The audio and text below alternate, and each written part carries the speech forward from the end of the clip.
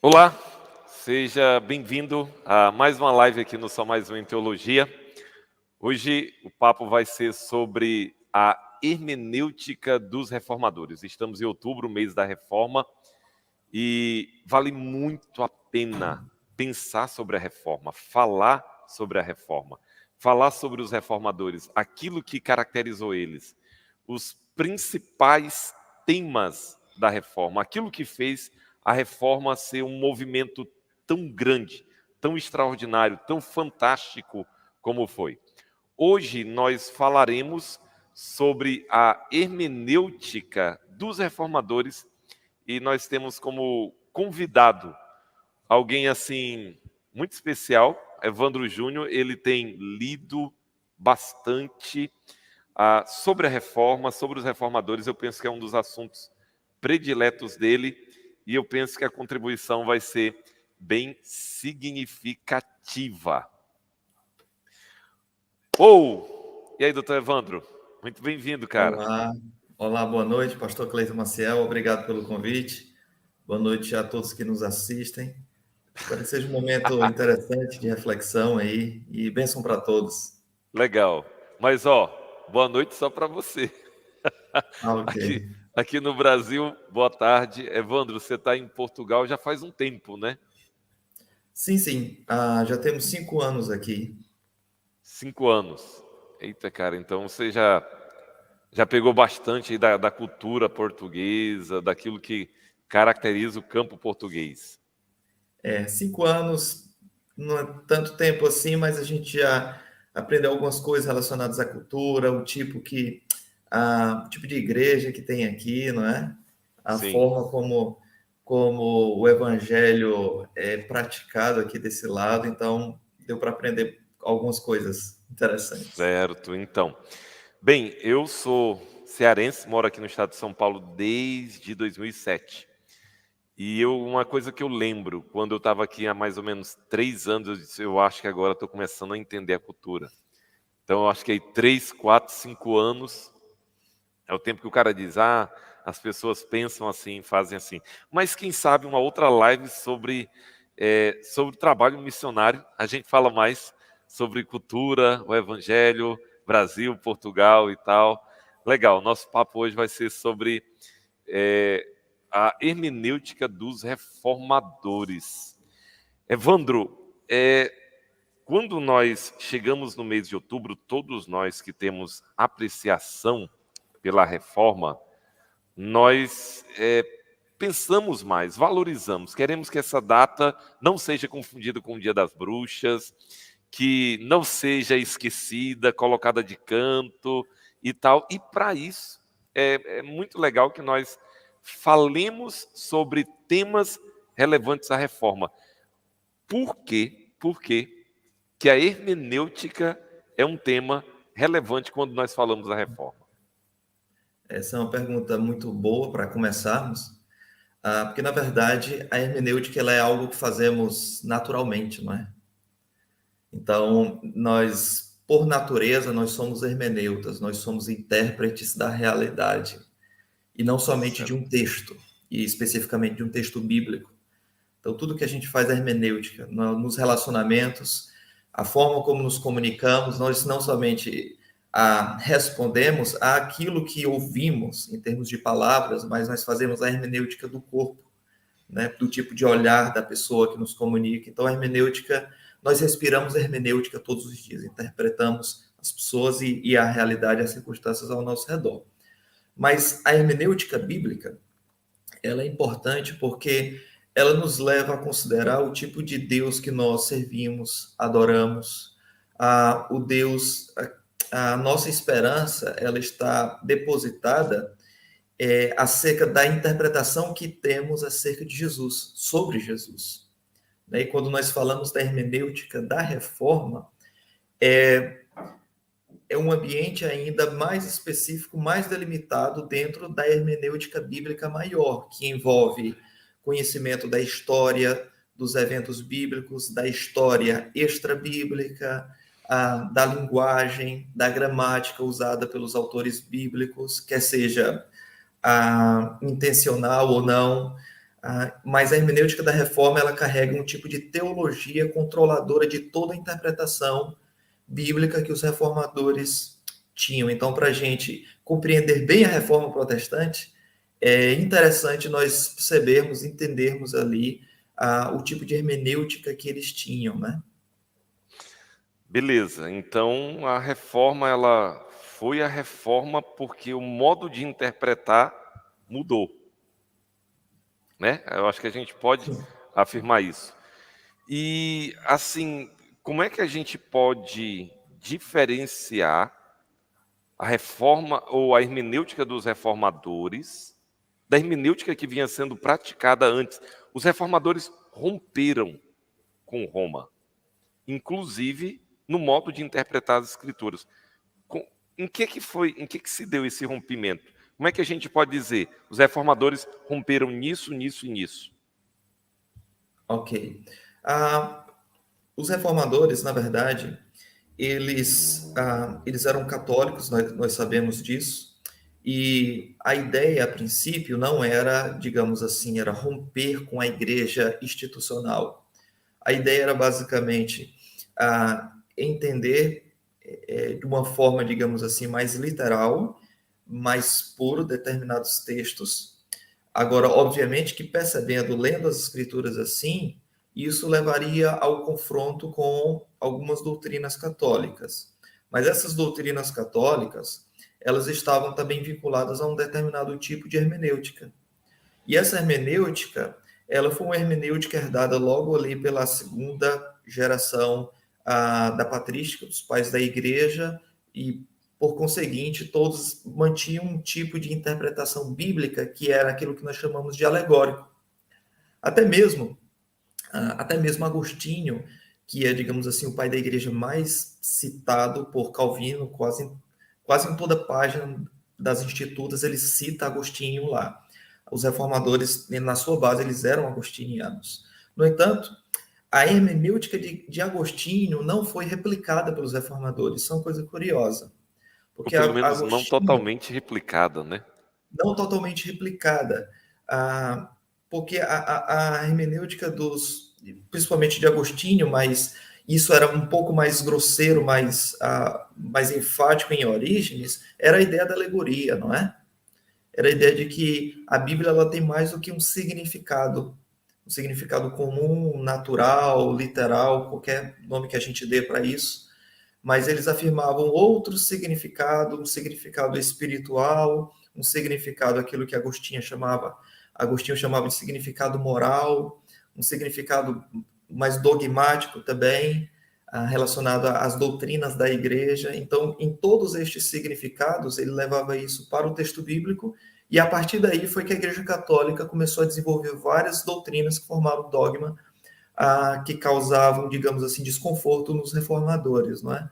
Então, o que basicamente os reformadores fizeram foi: vamos rejeitar estes múltiplos significados das escrituras, tá? Herdados dos pais da igreja, alguns pais da igreja, na verdade, visto que a escola de Antioquia tinha pais da igreja que tinham um significado mais literal, mais natural do texto bíblico. No entanto, era menos usado pela Igreja Católica. Os reformadores disseram: olha, se formos voltar para os pais, vamos voltar para os pais da Igreja que tinham um significado mais simples, mais natural. E pronto, isso provocou uma convulsão na instituição, né? Certo. Eu penso também, quando nós estamos lidando com a hermenêutica dos reformadores, isso também nos faz pensar sobre a escritura como um todo. Roma, que lugar Roma dava à escritura no período da reforma e o que os reformadores fizeram, Evandro, em relação a isso? A escritura tinha esse papel de autoridade, e os reformadores, beleza, isso aí está correto, ou não? Como que você tem nas suas leituras? A Roma basicamente tinha a ideia de que o magistério católico, a igreja, em sua tradição, ela tinha um controle não somente na formação do cânon, ou seja, a Bíblia ela nasceria da igreja, ela veio da igreja, ela é originada na igreja, mas a Igreja Católica entendia também que a tradição papista, ela deveria controlar o significado de todas as escrituras, não é? Então, isso era algo não somente que causava um desconforto nos reformadores, mas eles, quando liam um texto bíblico, eles diziam, olha, na verdade é o contrário. As escrituras é que determinam como a igreja deve ser. E a igreja, ela provém das escrituras. As escrituras é que narram a origem da igreja. E são as escrituras que nos dão a igreja deve ser vista como biblicamente ela deve ser interpretada, então o caminho é inverso. Né? Então os reformadores, eles viram essa ideia da tradição na Igreja Católica, eles viram com maus olhos, não é? Embora eles não rejeitaram de forma absoluta a importância, de certo modo, da tradição na história da Igreja, mas a tradição romanista, papista, sim, ela era complicada. Então, houve então uma mudança em termos da percepção da autoridade. Para Roma, a autoridade, sim. Pode falar. Porque aí para Roma havia muita autoridade no Papa e na tradição, e a Escritura, ainda que não rejeitada em termos dogmáticos, mas em termos práticos, relegada a segundo plano, é aquilo que a interpretação, o magistério da igreja, a interpretação da igreja diz que é a verdade. Então os reformadores olham para isso e... Exatamente. Lutero, principalmente, Lutero era mais, digamos assim, mais colérico, né? Então, ele escreveu um livro... com Lutero. Exatamente. Ele escreveu um livro que era um cativeiro babilônico da igreja, ou do cativeiro babilônico da igreja. E nesse livro, muito interessante, né, e pouco conhecido dele, infelizmente, ele começa a confrontar os concílios. Ele começa a dizer, olha, o concílio tal falou isso, mas o Papa seguinte falou o contrário. Mas o Papa infalível que veio depois deste disse a coisa diferente dos dois anteriores. Né? Qual desses três é que estão certos? Então ele começou a confrontar os concílios e dizer como é que a tradição da Igreja Católica Romana pode estar com a razão se ela se contradiz. Não é? Se ela se contradiz. Então, Lutero, ele tinha uma erudição em direito canônico, né? Era diferente, por exemplo, de Melanchthon, que era mais biblista, digamos assim.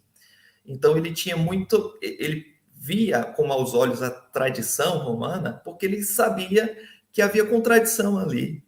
Agora, Calvino, ele prefere tratar, digamos assim, em oposição à tradição católica, o peso da tradição como autoridade final, mas no sentido de examinar o texto bíblico e dizer, olha, isso daqui contradiz a tradição A, isso daqui contradiz a interpretação do Papa B. Enfim, enquanto Lutero usa concílio contra concílio, esse era um hábito dele, ele era muito poderoso nisso, não é? Calvino costumava contradizer os concílios usando a escritura.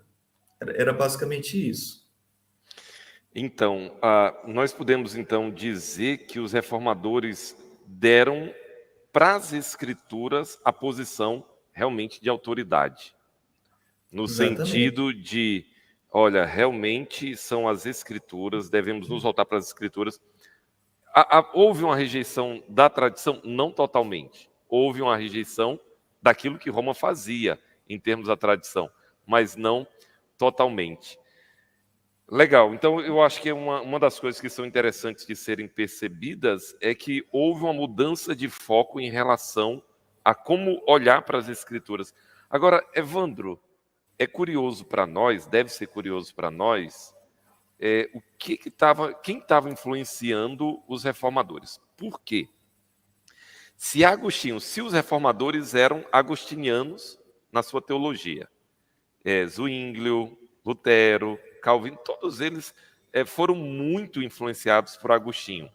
mas eles rejeitaram, ainda que não totalmente, mas rejeitaram muito da hermenêutica de Agostinho. Sendo assim, quem influencia, quem estava exercendo a influência nos reformadores para dizer Roma está errado e o caminho para ser tratado é esse? Como é que os reformadores chegaram a essa concepção? Pela própria escritura? Houve alguém na história que serviu de influência para ele? Os pais antioquinos têm alguma coisa a ver com isso? Como que isso foi? Sim, de certo modo, os pais de Antioquia, os pais da igreja da região de Antioquia, eles influenciaram bastante os reformadores. Calvino faz uso abusivo, ele abusa ao usar João Crisóstomo, usa muito, muito, muito. E a gente vê ali sempre ele usando João Crisóstomo, não contra Agostinho, isso é uma coisa curiosa, é que Calvino ele costuma silenciar qualquer tipo de crítica à hermenêutica de Agostinho, isso é uma coisa curiosa. Em vez de ele citar Agostinho Corporativismo negativamente, ele reformado. cita Crisóstomo positivamente, Ambrósio. Aham, Então tem muito isso. aham. Agora, se havia, digamos assim, um fator controlador que os levava a concordar nisso, era exatamente a visão de autoridade das escrituras e daquilo que eles chamavam de a perspicuidade das escrituras, é a clareza das escrituras, aquilo que a Bíblia diz de uma forma tão clara que não precisa de uma autoridade maior para nos levar a entender isto. A Bíblia está dizendo isso e eu percebo, ela é clara sobre isso. Então eles gostavam de enfatizar esse ponto. Agora, entre os pais antioquinos, eles defendiam um tipo de ideia que era chamada de teoria. A ideia de teoria era o seguinte, de que o autor do Antigo Testamento, quando ele é citado no Novo Testamento, existe uma unidade. O autor do Novo Testamento, de certo modo, ele capta o significado do autor do Antigo Testamento. O que é isso? O que esses pais da Antioquia estavam querendo dizer com isso? É que só existe um significado. Só existe um significado. E não múltiplos significados, como depois vários pais da igreja traziam isso.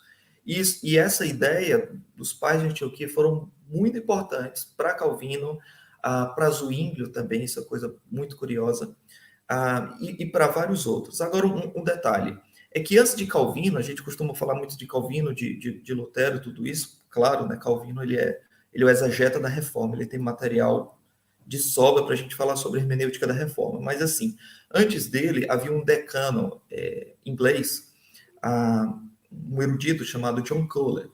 Esse homem, John Coler, ele, ali durante o período de 1467 a 1519, ele influenciou Erasmo, tá? E a visão dele sobre a interpretação bíblica era uma coisa muito interessante. Ele enfatizava o sentido literal, tá, dos textos bíblicos. E lá por volta do ano de 1499, ele meio que sistematizou isso, dizendo que a Bíblia tem um sentido e o sentido é literal. Literal. É com base nos esforços de John Coler, ou John Coler, enfim, que Erasmo se sente motivado a produzir o seu Novo Testamento grego, porque Erasmo também ele tinha uma visão muito próxima dessa ideia de significado literal e único das Escrituras. Isso é uma coisa muito curiosa. Era a visão de Erasmo sobre, digamos assim, sobre a hermenêutica bíblica.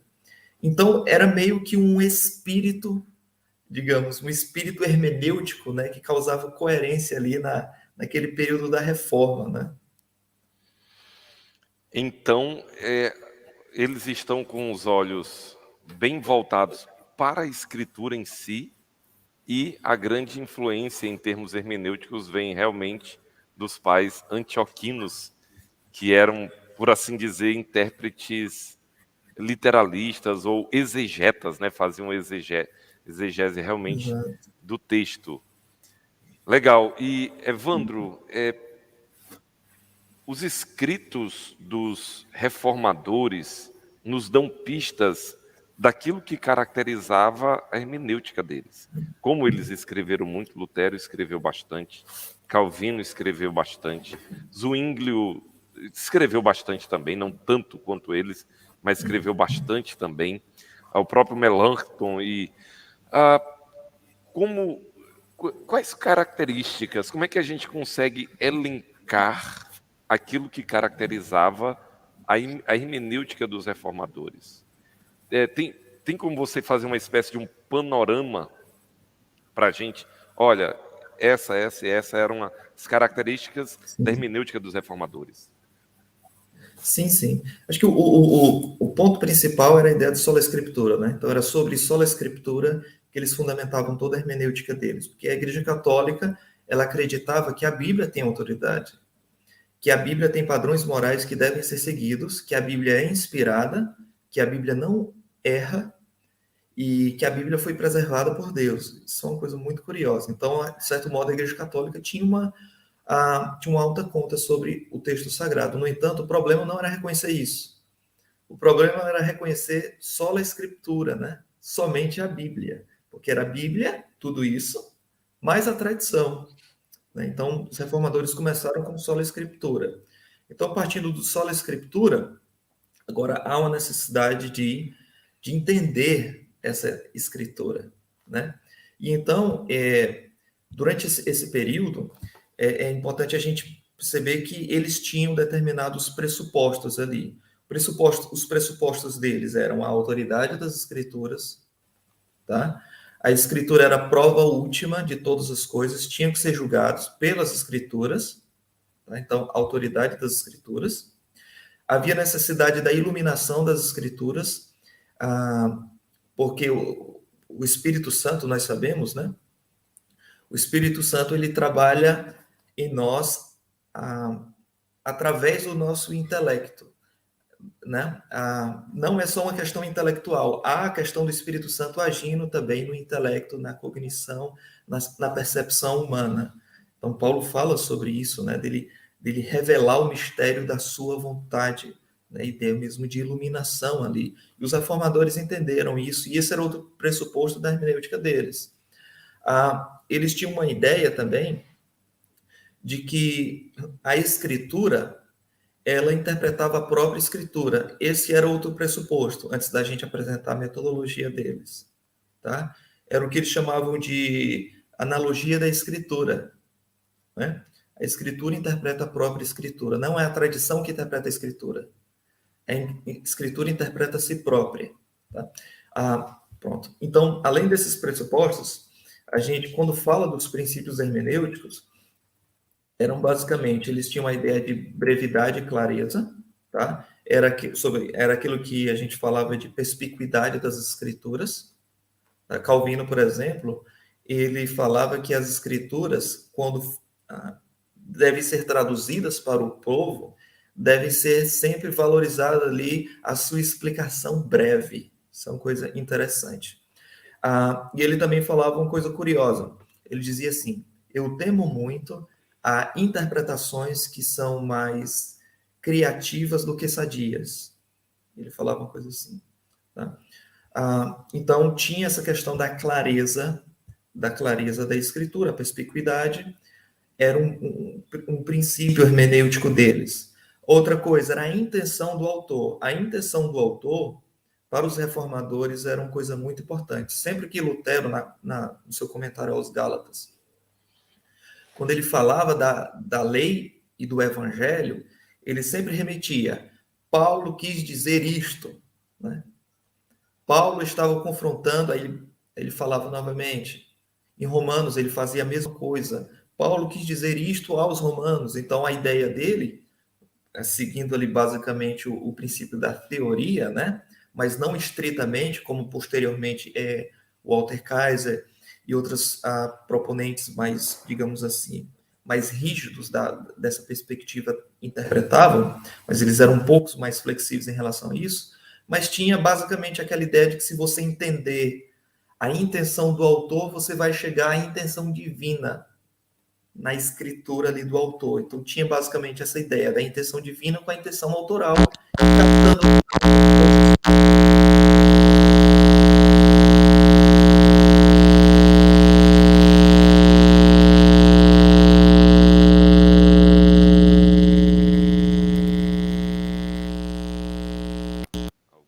interferência aqui. Certo, Pronto? eu acho. Resolveu? Sim, sim. Tava dando bastante interferência. Uhum. Daí, muito bem, a intenção do autor, escritura interpreta a escritura, também a necessidade de iluminação do espírito. Então, todas eram características, e eu penso, Evandro, quando nós nos debruçamos nessas características da hermenêutica dos reformadores, interessante que muito do que nós temos hoje, então, nós podemos dizer que devemos aos reformadores, porque todas essas coisas, elas são altamente valorizadas em nossa interpretação hoje, né? Sim, Todo sim. o nosso trabalho interpretativo hoje valoriza cada uma dessas coisas, cada uma delas que você mencionou. Então, em certo sentido, nós podemos dizer que o trabalho hermenêutico, mais sério, né? Porque aí a gente também tem muita Isso. coisa bagunçada no mundo evangélico. Mas a Evangélicos. interpretação hermenêutica mais séria lida com com cada uma dessas características. Certo, você estava falando sobre metodologia. Fala um pouco Isso. mais aí para a gente sobre essa metodologia dos reformadores. Era basicamente, na interpretação do texto bíblico, eles prezavam pela clareza, esse era um ponto da metodologia. O outro ponto era identificar a intenção do autor humano. E aqui tem uma coisa muito curiosa, que eu vou falar na próxima metodologia. É que, embora eles simpatizassem ali com o método de Antioquia, mas eles não fechavam com tudo. E aí vem um outro método aqui, porque embora os reformadores eles enfatizassem o sentido literal, e esse é o terceiro método, além da brevidade e da intenção do autor, havia uma insistência no sentido literal contra o sentido alegórico da Igreja Católica da época. No entanto, os reformadores eles trabalhavam com um quarto princípio, que era a rejeição do literalismo. Então, eles prezavam pelo sentido literal, mas rejeitavam o literalismo. E aqui tem dois polos interessantes nos reformadores, principalmente Lutero. Calvino ele enfatizava o sentido literal porque ele interpretava, digamos assim, a Bíblia contra a tradição da Igreja Católica. Mas lembre bem, Lutero ele se opunha à Igreja Católica muitas vezes, obviamente que havia exceções que ele usava a Bíblia para isso, mas na maioria das vezes era usando concílios contra concílios. Agora, a Calvino ele usava o método literal, porém quando havia momentos em que ele percebia que o método literal puro não pode ser encaixado aqui e pode levar para o literalismo, aí ele usava uma coisa que posteriormente foi sistematizado e hoje já se sabe mais sobre isso. Moisés Silva, Douglas Moo e muitos outros teólogos têm trabalhado sobre isso. A Igreja Católica se aprofundou nisso, mas a princípio digamos assim, no início era um princípio entre os protestantes, entre os reformados, que era aquilo que hoje a gente chama de sensus plenior, tá?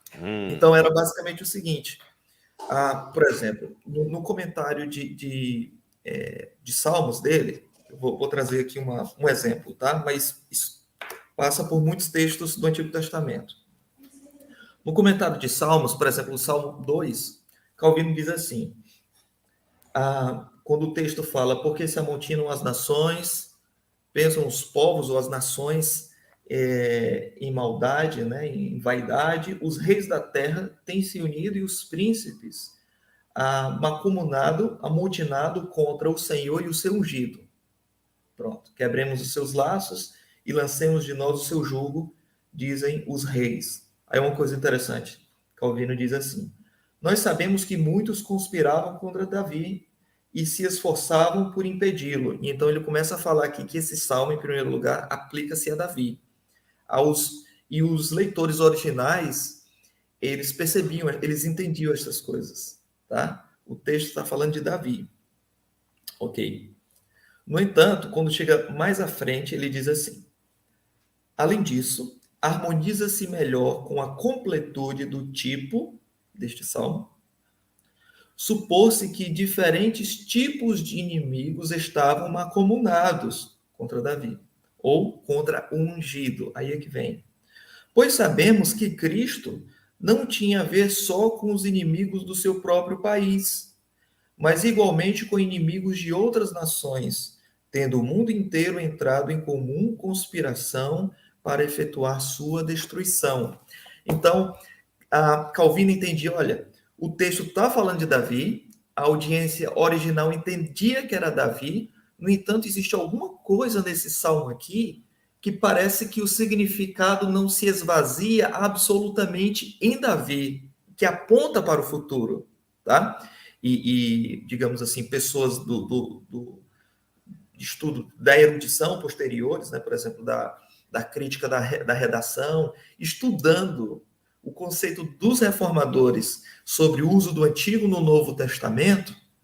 Isso é uma coisa curiosa, até mesmo pessoas de linha mais liberal, como Gerhard von Rad, né, eles chegaram a um ponto, olha, quando nós formos para a Escritura, o uso do Antigo Testamento no Novo, já que esse salmo ele é citado em abundância no Novo Testamento aplicado a Cristo e não a Davi somente, então é necessário que exista alguma coisa na tipologia, e aqui vem o quinto método, na tipologia, que quando a gente lê aquele texto do Antigo Testamento e ele parece apontar para uma coisa além dele, a gente deve procurar isso no Novo Testamento. E tendo confirmado isso no Novo Testamento, a gente sabe que aquilo falado no Antigo Testamento estava não apenas na mente do autor, mas de forma mais plena, mais completa na mente de Deus. Embora toda a completude disso, quando Davi, ou quem quer que tenha escrito mais especificamente esse salmo aqui, escreveu, não estava consciente de todas essas coisas. É um significado somente. Mas esse significado, ele aprofunda, ele se expande, ele se aprofunda cada vez mais à medida que a revelação progressiva vai se desenvolvendo na história bíblica, não é? Era o que eles chamavam de tipologia prospectiva, tá? Em vez dela ser simplesmente retrospectiva, ou seja, eu só sei que tem um tipo, uma tipologia, né? Falando sobre Cristo no Antigo Testamento, se o Novo Testamento disser, Calvino ele tinha um entendimento diferente. O próprio texto do Antigo Testamento parece apontar para frente.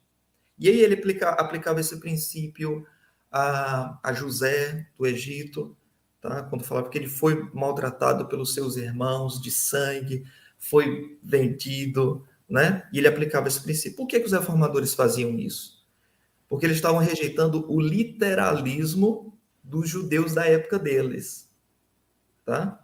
Eles prezavam o literalismo contra a tradição católica, o uso literal, mas negavam o literalismo contra o judaísmo da época. Inclusive, muitas vezes Calvino diz, olha, os judeus querem uma aplicação literal desse texto para negar que Jesus é o Messias, eles estão errados por causa disso.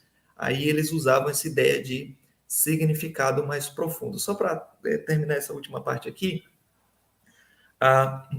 e era basicamente por causa desse entendimento dos reformadores, e aí há uma controvérsia aqui, claro, é que Calvino e muitos reformadores, eles, por exemplo, faziam críticas aos anabatistas da época que copiavam a hermenêutica dos judeus para poder dizer que Jesus iria voltar uma segunda vez para estabelecer o milênio.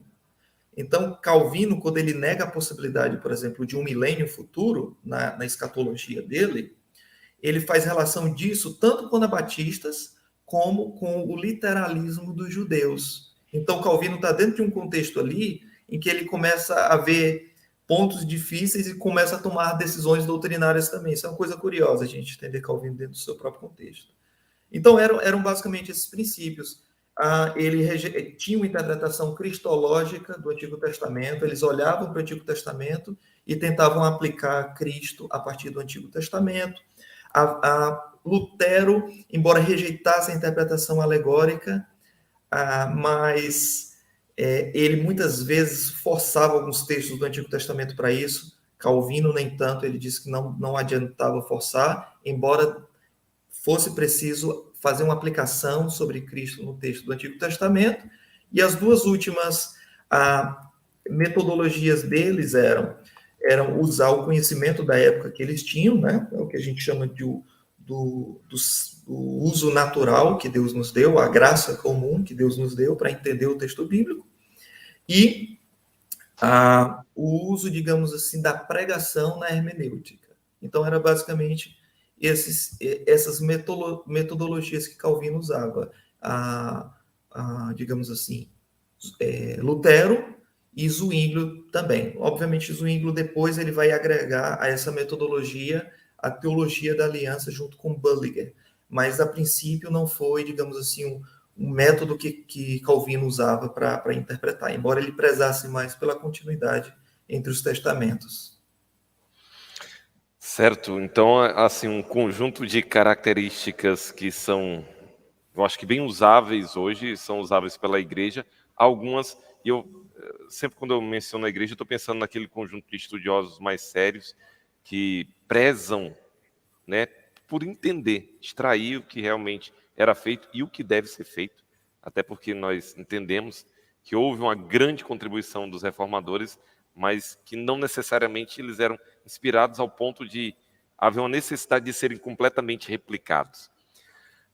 Mas sobre a ideia de sensus plenior e interpretação da profecia, que para os nossos dias acaba sendo o assunto mais apimentado, quando a galera mais reformada está falando, talvez vai ser o assunto da profecia, e a eclesiologia acaba sendo os assuntos mais acalorados assim dentro da tribo reformada.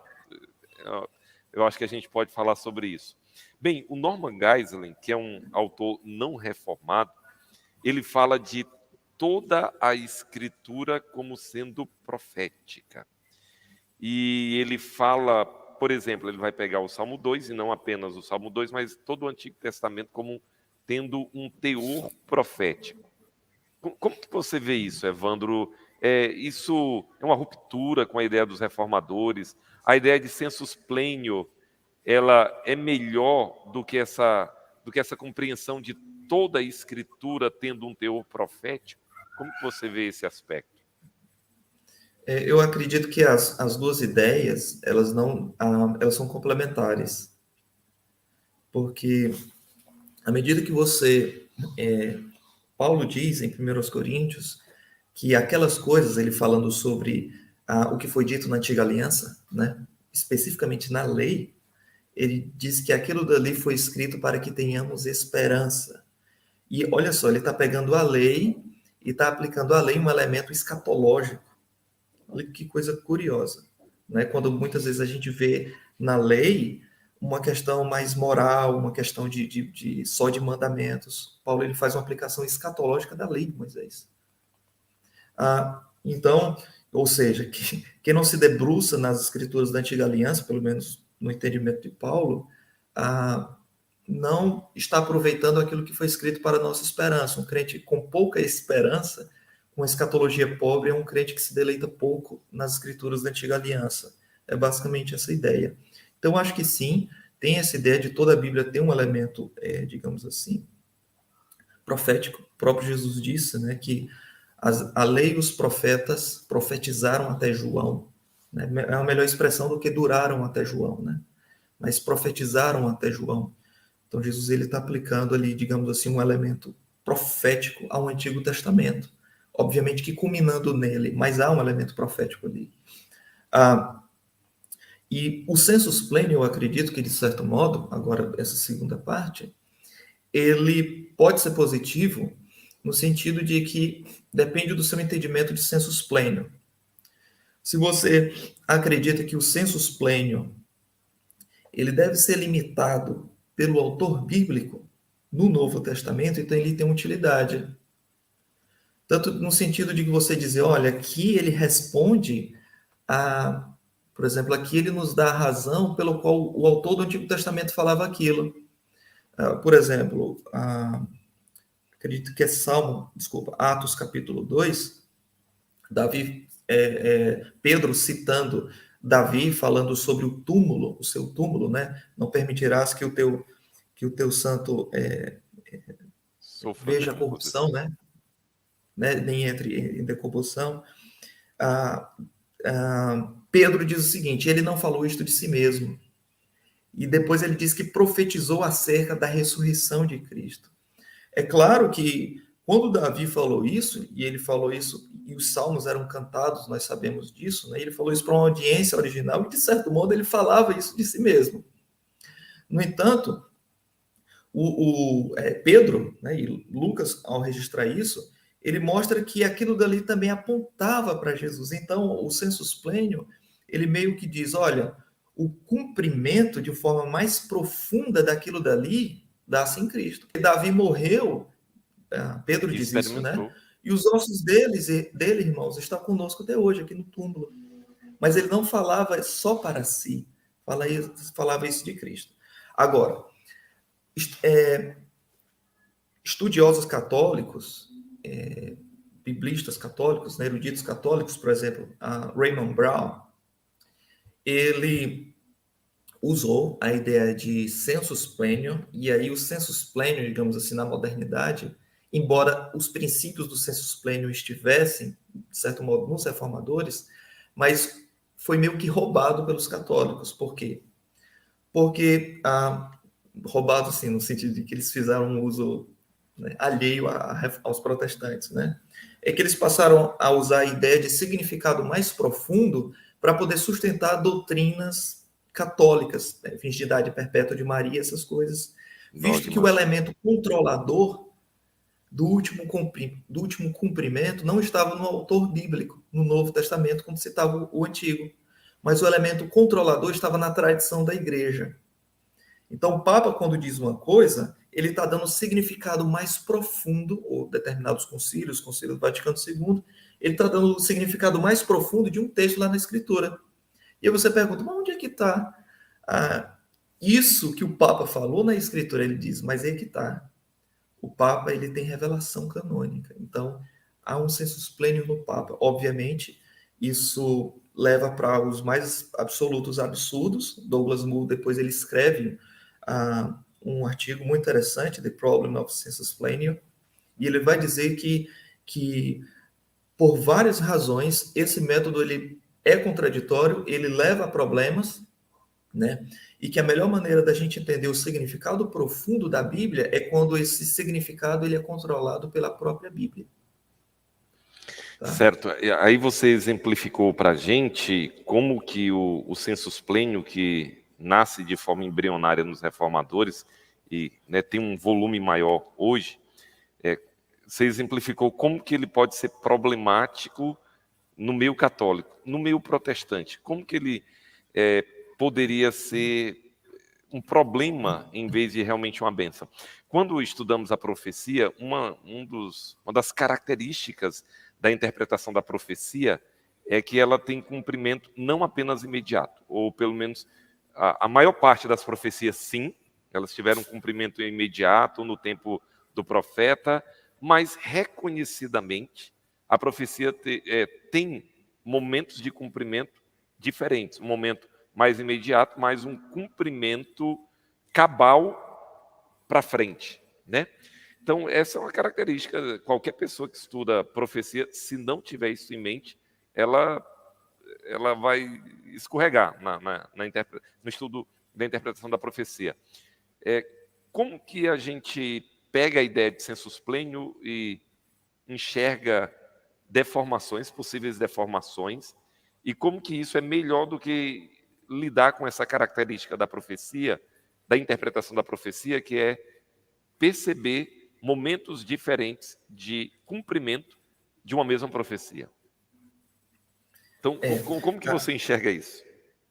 Eu acredito que um problema que o sensus plenior pode dar, né, quando mal utilizado, é que ele pode, embora controlado pela própria Escritura, no seu último cumprimento, parece que existem textos no Antigo Testamento que aguardam um cumprimento futuro em que o Novo Testamento silencia, tá? Então, parece que o sensus plenior, nesse sentido, ele não responde, digamos assim, com muita plausibilidade a essa questão. profecias no Antigo Testamento que o Novo Testamento se cala e pronto. Uma outra e que aguarda, e que parece que aguarda um cumprimento futuro realmente, né? E uma outra situação também é que o sensus plenior, ele pode ser, digamos assim, manipulado no sentido de que ele pode levar uma pessoa a ter interpretações, digamos assim, forçadas acerca de Cristo no Antigo Testamento. E esse é um problema também. Você vê muita continuidade no Antigo Testamento e quando o Novo Testamento dá evidências contrárias, porque é uma nova aliança, digamos assim, é um novo povo, enfim, são novas coisas, né? É um mistério, só que revelado. Então, à medida que o sensus plenior ele valoriza muito a continuidade, pode ser que ele traga interpretações superficiais de muitas coisas no Antigo Testamento, na interpretação da lei, na forma como você entende o povo de Deus na antiga aliança. Esse é um problema. Ok. E se a gente tomar essas possibilidades de problema, e talvez até parte do que você falou em termos católicos, daquilo que é um problema dentro da tradição católica, pode também acontecer dentro do meio protestante, ainda que o meio protestante não tenha um papa, mas o meio protestante tem as suas linhas interpretativas históricas, a sua tradição, que para alguns grupos, assim, às vezes nós ficamos com a impressão, cara, o cara está interpretando esse texto por causa da sua tradição denominacional. Ele interpreta do modo como interpreta, por causa da sua tradição denominacional. Podemos dizer que, em certo sentido, o sensus plenior também pode servir para esse tipo de propósito, uma vez que você pode fazer com que a linha majoritária da sua denominação ou da sua tradição dite a interpretação do texto. Então, nós podemos dizer que, em certo sentido, isso poderia ser um problema também dentro do campo protestante, né? Sim, sim. Acho que quando mal usado, pode ser. Acho que depende também de quem usa, também tem isso, né? Também, Também tem essa... também, exatamente. Mas, Evandro, estou vendo aqui que a gente já se aproxima de praticamente 1 hora e eu estou deixando aqui um pouco mais para o final. Acompanhando aí nas suas redes, eu vi alguma predileção da sua parte em termos de ver a possibilidade de alegorização hoje. Os reformadores, eu acho que eu ouvi você falando sobre isso, sobre cantares, e não lembro se alguma outra parte mais. Mas os reformadores, Lutero, eu acho que é Lutero que chega a chamar a alegoria de demoníaca, ou é Calvino, perdão agora pela imprecisão. Lutero. Lutero. Então, Lutero era o cara de fígado na boca, né? Eu acho que Lutero era meio como Pedro. Primeiro ele falava, depois ele pensava. Então, aquele cara meio doido assim na maneira de se expressava com muita intensidade. Então, chama de demoníaco e tal, e eles rejeitam a alegoria, a alegorese, a alegorização. A gente pode preservar algum tipo de alegoria sadia em nossos dias? Me parece que você pensa que sim. Eu queria que você apresentasse alguma influência dos reformadores nisso, o que te guiou a pensar que a gente pode ter alguma alegoria saudável, já que a alegoria ela é vista pelos reformadores, também pelos protestantes de maneira geral hoje, como muito má, como muito nociva a interpretação. Mas como é que você vê essa... Ok. Olha, é assim, a interpretação, digamos assim, a ideia de interpretação alegórica, a alegoria ela já tem uma pecha má, né, a nomenclatura. Então, eu acredito que uma nomenclatura interessante seria a interpretação espiritual do texto.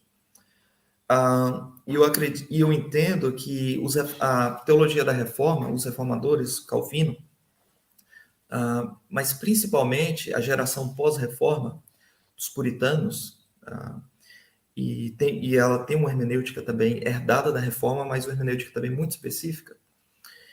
Eles ambas as gerações da Reforma entendem que, embora a alegoria deve ser rejeitada como aquela praticada pela Igreja Católica e controlada pela tradição, no entanto, uma leitura espiritual, por exemplo, do texto de Cantares, ela é útil no sentido de que você está, digamos assim, aplicando ao seu povo, através de Cristo, tá? Um texto inspirado por Deus à luz do entendimento do amor de Deus com o seu povo, tanto da antiga como da nova aliança, uma vez que é um povo somente, não é? Então, é basicamente a ideia de que o cano, tá? Ele nos proporciona o contexto para interpretar toda a escritura. Não somente aquela passagem em si, mas passagens posteriores. E aquilo que Carson e outros chamariam de abordagem canônica, não é? Então, não somente aquele texto específico, mas o cano me dá o contexto para interpretar aquele texto. E quando a gente faz isso, obviamente que há uma elasticidade no significado daquele texto ali, que permanece um. Mas a gente pode interpretar, digamos assim, espiritualmente aquilo dali. Olha, Salomão é Salomão aqui, tá? No entanto, digamos, espiritualmente podemos entendê-lo, tá? Como sendo e a sunamita, a mulher ali, também como sendo o amor de Cristo por o amor de Deus, Yahweh, pela nação, pelo seu povo, o amor de Cristo da mesma maneira, pela igreja. Há muitas profecias do Antigo Testamento, vê um elemento mais do que espiritual ali. A lei, desculpa, mais do que um elemento físico e estrito ali. A lei, a gente vê, observa ali mais do que um elemento estrito e imediato ali, né? E vendo o elemento espiritual, a gente tirar princípios dali, princípio, digamos, ali de aplicação ética, penal para hoje, enfim, todas essas coisas. Então, os reformadores, sim, eles tinham basicamente esse entendimento, embora rejeitasse a interpretação alegórica, né? Mas é abordagem canônica, basicamente, é o cano como contexto. Certo. O que seria o elemento restritivo? Porque uma vez que nós aplicamos isso a Cantares, e quando nós pegamos a alegoria que se encontra lá em Gálatas, que Paulo apresenta sobre Jerusalém, ele apresenta a alegoria e ele mesmo interpreta. Então se entende, olha, a alegoria aqui é saudável porque Paulo está apresentando, ele mesmo interpreta, está no escopo da escritura, está tudo em paz. Mas Cantares não é apresentado na escritura desse modo. E aí nós, intérpretes, né, os reformadores, nós, intérpretes modernos, chegamos para o texto e interpretamos desse modo, espiritualmente. O que é que nos levaria a interpretar somente Cantares e não cair no erro que a igreja caiu no seu início, né, nos seus primeiros séculos, seguindo para uma espiritualização de toda a escritura? Porque isso vai dar uma beleza a mais para o texto. Olha, mais do que Salomão e a sunamita, aqui nós temos Cristo e a igreja, que é uma proposta de Orígenes, né? Mas isso é muito belo, é uma das atrações da espiritualização, é que torna o texto espiritual, elevado, belo. Se a gente fizer isso com outras partes da escritura, nós não estamos correndo o risco de cair no mesmo problema que a igreja assim o fez nos seus primeiros séculos? Sim. É um risco, de fato, tá? E há sempre, e essa é uma objeção, esse é um problema, tá? Assim como outras abordagens têm o seu risco, né? O literalismo, a gente correu o risco de não interpretar muitas profecias do Antigo Testamento e elas tendo sido cumpridas ali, a gente negar a todo modo. Não, isso aqui é só uma analogia, ele está tomando emprestado uma linguagem, não é que está se cumprindo. Enfim, é um risco, realmente, o fato, o elemento controlador na interpretação mais espiritual de textos bíblicos, a ausência desse elemento controlador é um risco, mas o que os reformadores diriam é que é um risco controlado pela, digamos assim, um elemento controlador é a própria escritura, é o cânon. E na Igreja Católica, o elemento controlador era a tradição.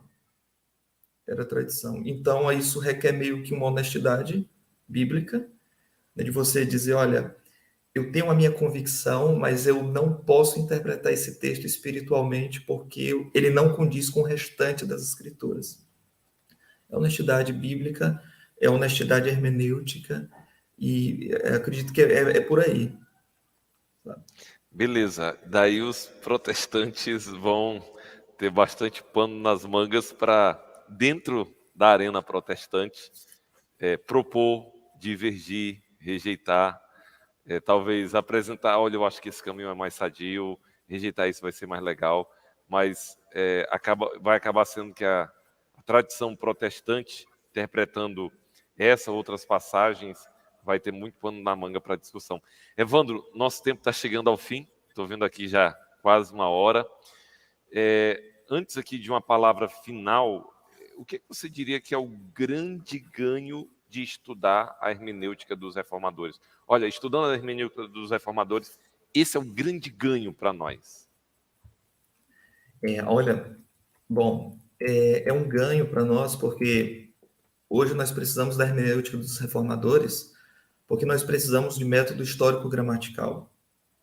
Eu sei que há várias propostas novas, né? Método canônico, linguístico, histórico-gramatical das escrituras. Há novas contribuições. No entanto, à medida que essas novas contribuições aparecem, e aqui Piruenza é um exemplo de pessoas que têm desenvolvido elementos linguísticos avançados, no entanto, muitas vezes, à medida que você se distancia do método dos reformadores, você acaba voltando para aquela interpretação, digamos assim, de múltiplos significados na Bíblia. Então, nós precisamos voltar para a ideia de que o texto, ele significa uma coisa, por mais que você possa aplicar isso, e nessa aplicação você chama de interpretação espiritual, ou significado e significante, mas a ideia de que o texto tem um significado, ele foi dado na história e foi dado em palavras, em gramática.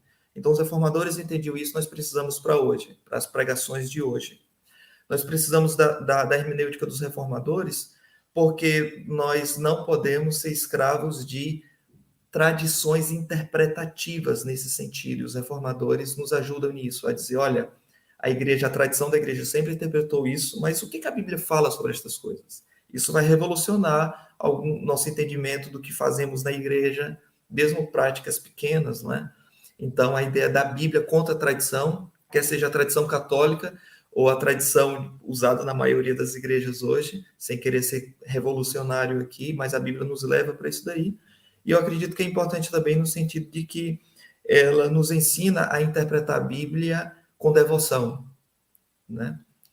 Mostrar, olha, a Bíblia, ela mostra a si mesmo como é que deve ser amada, interpretada, a devoção na hermenêutica, a piedade na hermenêutica. Então, os reformadores nos ajudam nisso.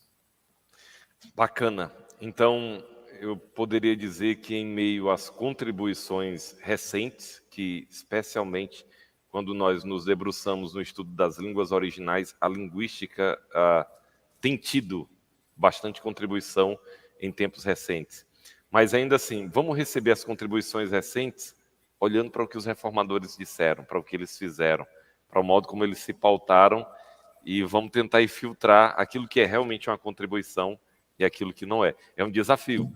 Então, é um desafio, sim. Estudando o presente sem tirar os olhos daquilo que os reformadores fizeram em termos de trabalho interpretativo. Cara, muito bacana. Eu até sinto que a gente deveria continuar mais o papo, né? Que o assunto é legal, o assunto tem muita coisa para ser explorado, mas eu estou olhando aqui para o cronômetro e já 1 hora.